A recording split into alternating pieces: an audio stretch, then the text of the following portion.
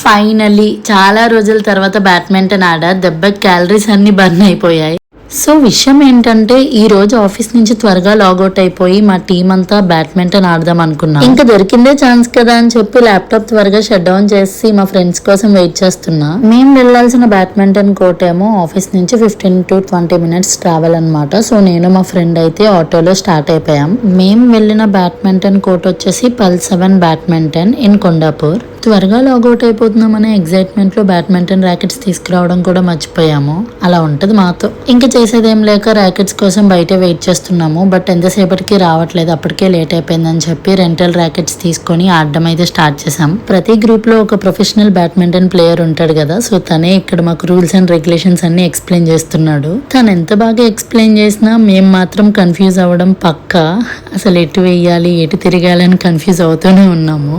Because we are not professional players అనమాట. ఏదో timepass అలా ఆడుతూ ఉంటాము.